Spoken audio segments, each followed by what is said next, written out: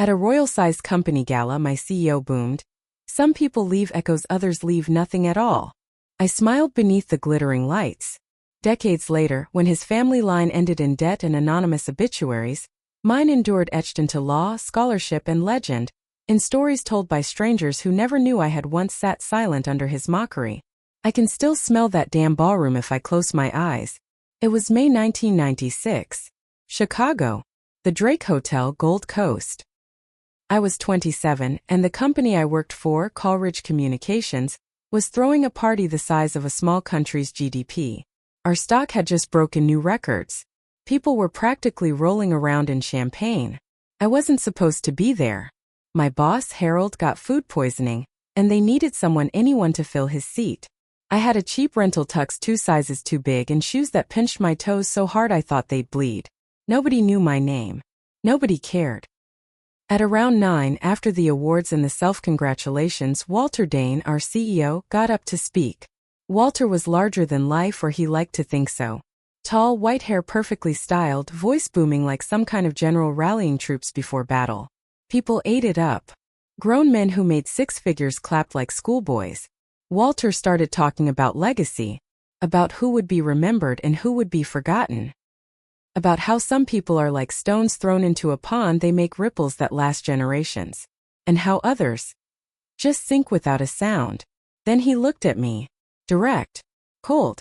Smiling just enough to twist the knife. "Some people leave echoes," he said, voice carrying over the chandeliers.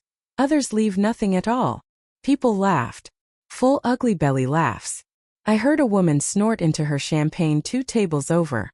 My stomach turned. My ears burned. But I smiled. A small dead thing of a smile.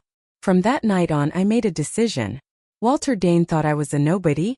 He was going to find out just how wrong he was, but I wasn't going to fight him head on. No. That would be stupid. He had power, money, friends. I was going to wait. I was going to build. I was going to make sure that when Walter Dane was gone, it would be like he had never lived at all. I worked like a damn dog. Night school 3 nights a week. Online certifications. I lived in a rundown apartment near Logan Square. Heat barely working in winter. Cockroaches the size of my thumb in summer. I ate ramen noodles and peanut butter sandwiches. Every raise I got, every bonus, I poured it into education, training, saving. At work, I became invisible on purpose. I wasn't the guy fighting for promotions. I was the guy picking up the projects no one else wanted. Dying departments. Underwater accounts. Clients who screamed and threatened to sue. I cleaned them all up. Quietly. No spotlight. No thank you. When credit got handed out, I let others take it. Made sure of it. Because when people think you're no threat, they let you closer. By 2003, Walter was getting older. Slower. The industry was changing. New tech, new players. He didn't understand half of it. But he was too proud to admit it. He thought his legacy would be safe in the hands of his only son, Brian Dane. Brian was a walking disaster. Entitled. Spoiled. Dumb as a box of rocks, but slick enough to fake confidence in boardrooms. The kind of guy who thought winning meant buying a faster car than the guy next to him. When Walter finally announced he was stepping down in 2005, he made it clear Brian would be next in line. Nobody had the balls to say no. I didn't say no either. I congratulated him with a smile and poured him a drink. But inside, I sharpened the knives. Brian had big dreams for Coleridge. Stupid dreams. He wanted to branch into tech startups. He wanted flashy mergers and acquisitions. He wanted his name in Forbes. He didn't know the first thing about due diligence. I made sure the board approved his crazy moves. I even fudged a few projections to make them look better on paper. I wasn't lying. Not really. Just leaning into optimism. When Brian wanted to buy a streaming company bleeding cash, I said, "It's a risk, but disruptive tech could be good for us." When he funneled company money into his personal investments, I made sure the accounting was just muddy enough not to set off alarms right away. I gave him all the rope he wanted. And I waited. By 2008, the economy started tanking. By 2009, Coleridge was hemorrhaging money. The board finally woke up. Internal audits were launched. And guess what the auditors found? Millions of dollars mismanaged. Horrible investments. fraudulent reporting. It was all technically Brian's fault. But it was me who made sure every breadcrumb led back to him. Brian was fired. Lawsuits followed. Settlements bled what little money the family had left. Coleridge was ripped apart and sold off in pieces to competitors. The name Dane became a cautionary tale overnight. Walter Dane died a year later. Heart failure. Buried in a private cemetery. No statues. No libraries named after him. Just a few half-hearted obituaries written by bored journalists. But that wasn't enough for me. I didn't just want Walter forgotten. I wanted something bigger. I took the pieces of Coleridge, the ones nobody wanted, and rebuilt them under new names. New companies. Silent partnerships. I used the money to fund scholarships, legal clinics, medical research, community centers. I made sure that every plaque, every dedication, carried my family's name. Not Dane. Never Dane. Today, kids go to college on scholarships paid by the rod of Walter's dreams. Mothers get legal help against landlords who would have crushed them, paid for by the fortune I stole from under Walter's nose. And when people tell stories about resilience, about silent heroes, about legacies built from dust, they tell my story even if they don't know my name. Walter Dane. He's just a footnote now.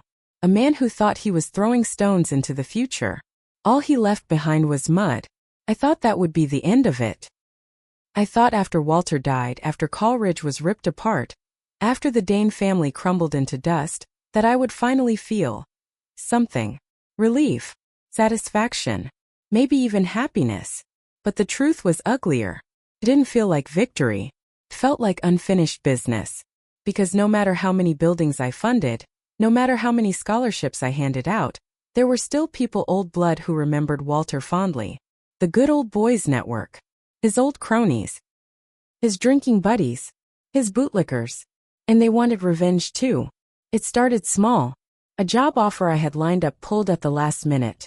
A board seat I was nominated for mysteriously rejected after anonymous calls warning about reputational risks. I didn't have proof. But I knew. Some of Walter's old friends were still out there, pulling strings. And they weren't about to let me rewrite history without a fight. I started getting calls at strange hours. Blocked numbers. Heavy breathing. Silence. Hang up. Then my personal emails were hacked.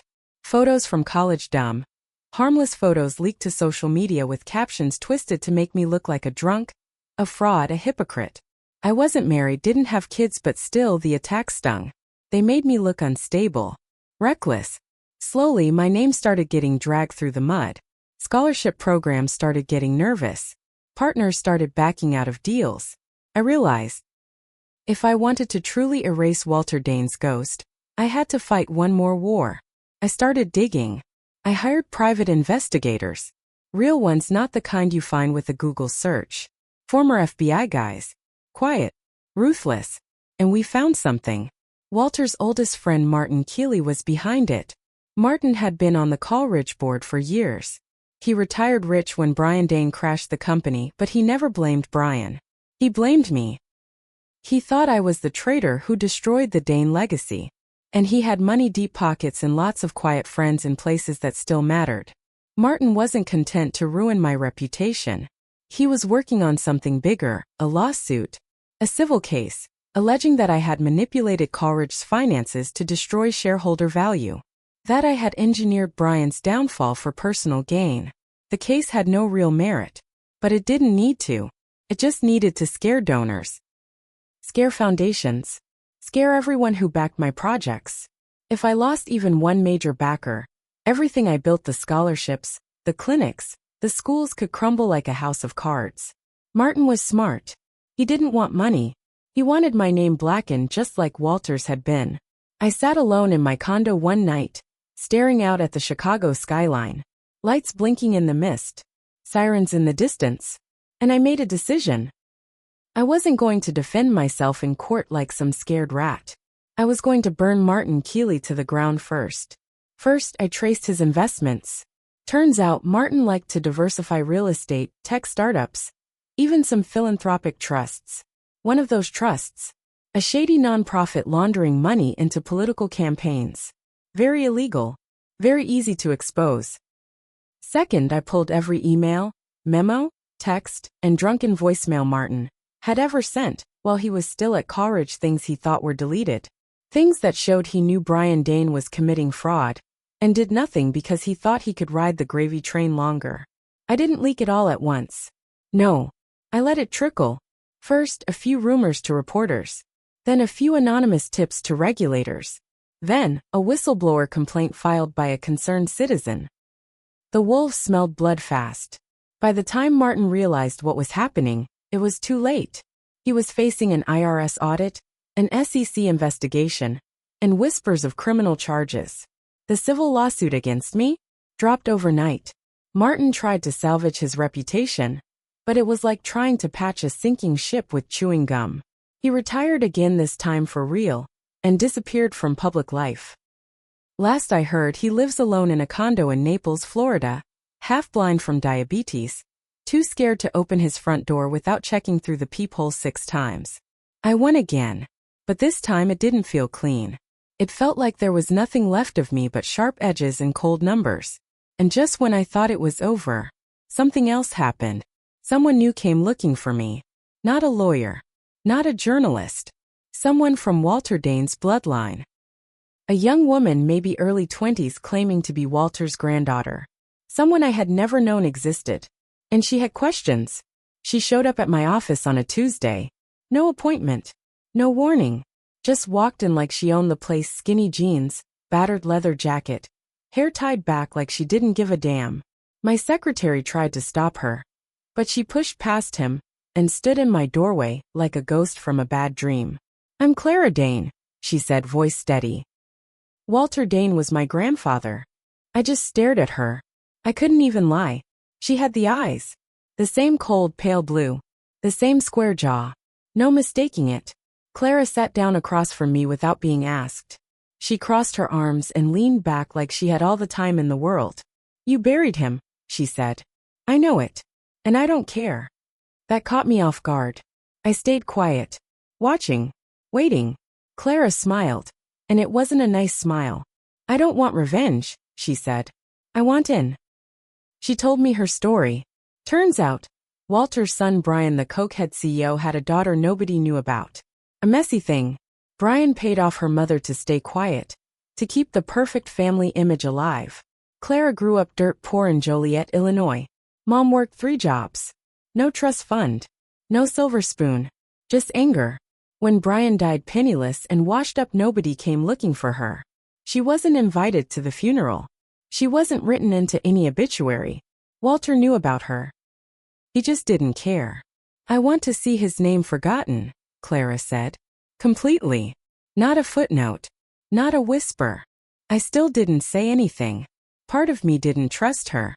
Part of me respected the hell out of her. Clara leaned forward, her voice dropping to a whisper. I can help you, she said.